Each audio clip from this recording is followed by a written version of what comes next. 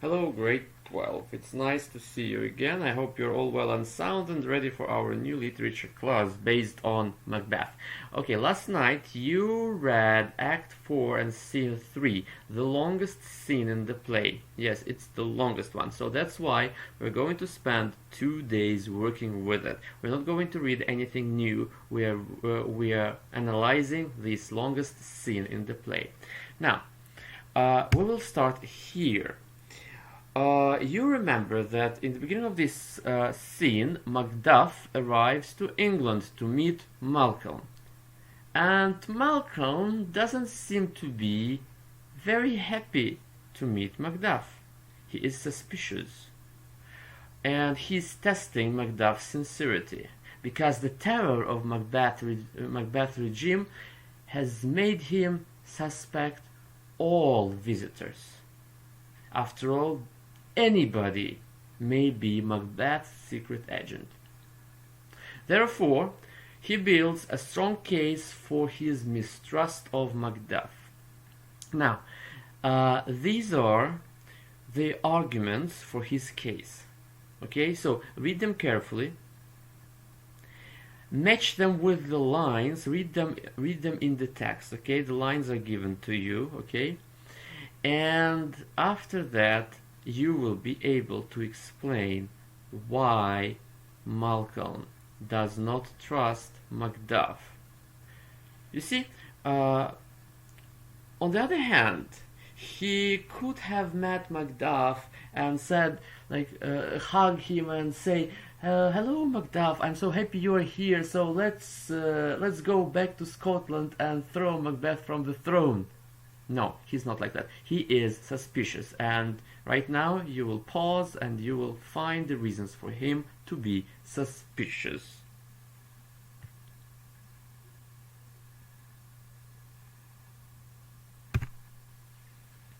Now, done with that, and in lines 31b to 57a, Shakespeare uses different figures of speech like personification, symbolic language, and religious imagery, especially these three.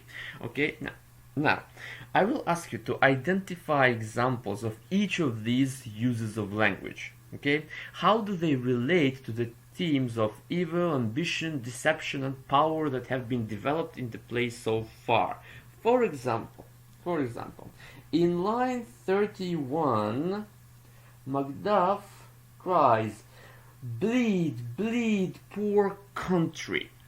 Of course, he's talking about Scotland, his poor country, right? Now, is it an example of religious imagery? No, not really. Something symbolic in it? There might be, but it is obvious that first of all this is an example of personification, okay? Because country is not a living thing, is not a human being, and it cannot bleed. It is obvious, right? Okay, now you will spend your time analyzing these lines, underlining as many examples of personification, symbolic language, religious imagery as you may find. Okay, and then in your I don't know, WhatsApp group or whatever you have together, you can share your finds. Okay, thank you. So now pause it and do it.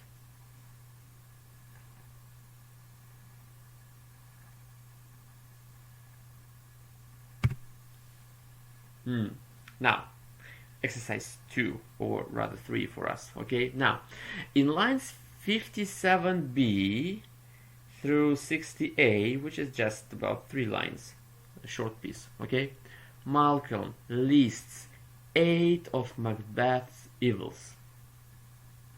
Write them down and explain what he might mean by saying so. So Macbeth is, now pause, write down 8 things or 8 evils of Macbeth, and then we will discuss them. Okay, pause now.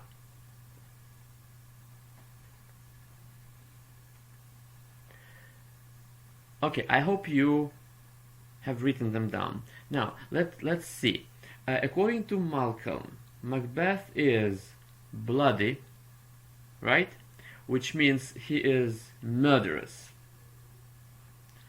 2. He is luxurious.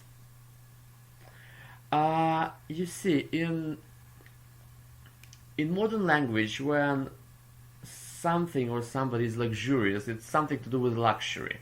But at that time, luxurious means like lecherous, the person who tends to do like who tends to be involved in sexual excess, in debauchery. So technically, it's about sexual sins. So he is also avaricious, which simply means he is greedy, okay? And he is false, which means he lies a lot, right? He is deceitful, which means he is false, which means he pretends to be something different from what he is, and he is deceitful because he lies, and his appearance, again, his false appearance, deceive people. Okay, now he is also sudden, which is very strange, right? To call a person sudden. You're a very sudden person. What does it mean? So in modern language, sudden generally means something unexpected, something sudden, right? But like suddenly. But at that time, sudden did not only mean something that happens unexpectedly or without a prediction, but sudden also meant violent, especially sudden violence, whose example you saw yesterday in scene 2, right? He was very sudden there, and his murderers that he sent to kill Macduff's wife, of which, you remember, Malcolm doesn't know. Okay, so he is still unaware of what happened to Macduff's family. Even Macduff is unaware at the moment. Okay, so also he is malicious, or like he is evil himself. Okay, and the last, like the cherry on the top, so he possesses every sin that has a name. Okay, according to Christianity, especially according to Catholic Christianity, there were 7 deadly sins that sins committing which would bring you to hell straight away. Okay, so, and actually these 7 sins are the first 7 evils of Macbeth that Malcolm mentions, and this last one, that he possesses every sin. Okay, let's read from the text itself. Okay, smacking of every sin that has a name. Okay, so which means technically he's partaking, or he possesses of every sin that has a name, which means whatever he mentioned before, okay, in a different form, he named all 7 sins that Church the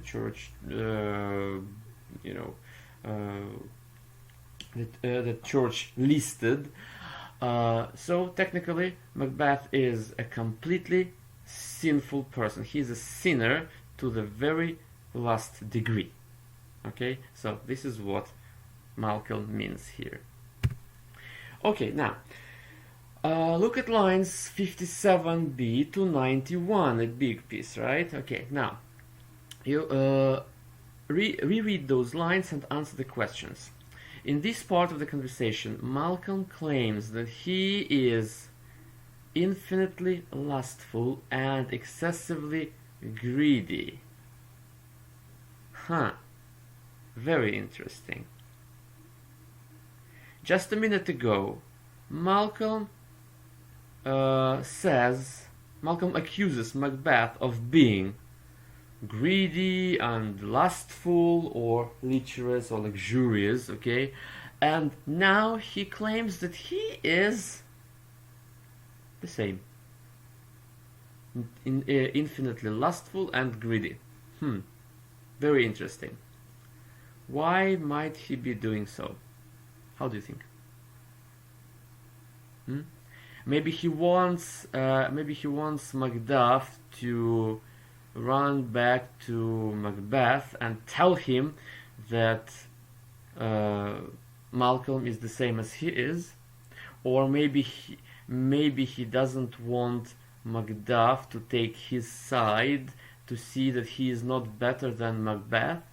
Maybe he is just pretending to be this. Maybe he is like a holy person normally, because you remember that Malcolm and Donald Bain, the brothers, they're not very sinful. They're not even very active in the play, right? They did nothing, okay? But now he says that he is infinitely lustful and greedy. Macduff, on his behalf, dismisses these sins as just personal flaws that are unimportant, as long as a man shows other graces, such as duties owed by a king to his country. In other words, like, if you are a good king, if you love your people, no one cares if you are luxurious or greedy. Okay, if Macbeth, I guess in this case that even if Macbeth, with all his sins, showed love to his people, showed that he, as a king, owes certain duties to his people and country, I think they would love him anyway, according to Macduff. So, technically, Macduff says here, okay, Malcolm, you can be a sinner, you may be a sinner, but as long as you are a good king, as long as you love the country and the people, so you will be way much better than Macbeth. So these are just your personal character traits. Okay, we call them character traits. So, but if they do not affect your kingship, your ruling of the country, so this is not a problem. Now, a question to you, and there is no answer in the book. Do you agree that lust and greed are unimportant in a leader? Does it matter if a ruler is promiscuous or embezzles public money? Think about it. You see, you're growing up, you're getting older. Soon you will be important part of this society, and you will be electing new leaders for your countries. Okay, so you will vote, take part in the elections. Okay, and you need to learn these things. Actually, this play Macbeth is very, very important for you in terms of building up your active social position in this world. Okay, so now, is it important? So, or like, okay, you know that a candidate for the president's chair is lustful and greedy, but you just say, okay, it's just his personal things, personal traits, character traits. It's not important. He's a good politician. Is it right? You tell me. Now, question B. Why does Macduff keep encouraging Malcolm to aim for the throne? How do you think? I don't know, like, I really believe that Macduff understands that he left his wife and children there, and he wants to come back and find them alive. That's why he wants Malcolm to act as soon as possible. I guess this is the answer. But obviously he cannot tell this to Malcolm straight away. And question C. Would Malcolm make a better king than Macbeth? How do you think? Can you explain?